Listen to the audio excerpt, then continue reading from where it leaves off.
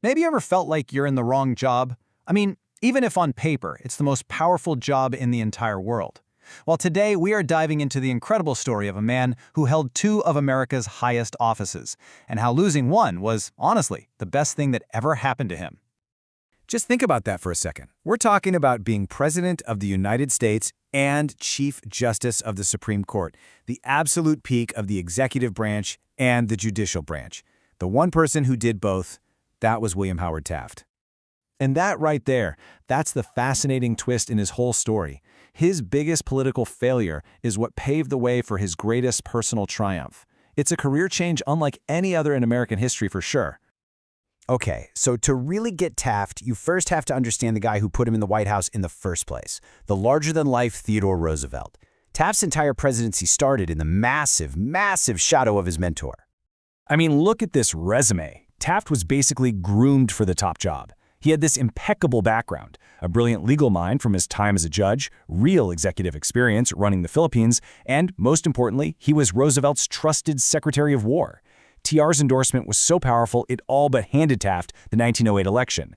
The expectation was crystal clear: just be another Roosevelt. But here's the thing. Taft wasn't another Roosevelt. Not at all.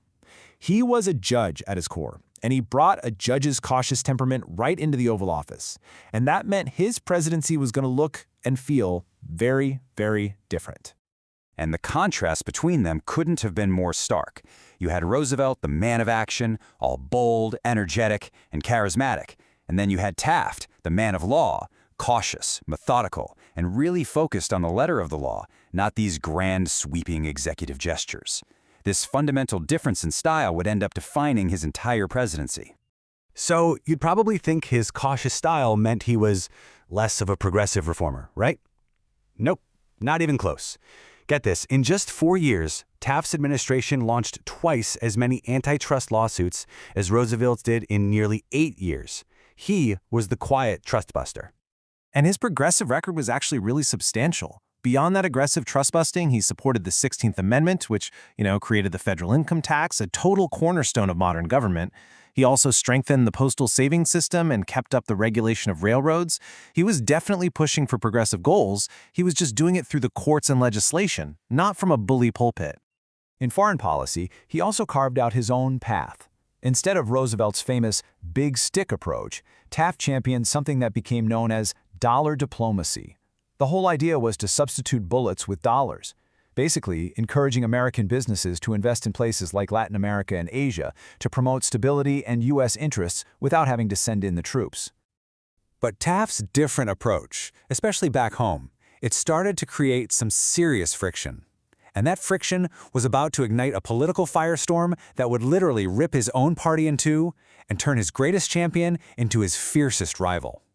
So, how did this all fall apart? Well, it was a few things. First, Taft's slow, legalistic style just didn't sit well with the fiery progressives who wanted more of that Roosevelt-style action. Then came something called the Ballinger-Pinchot affair, a messy public fight over conservation that really got under Roosevelt's skin.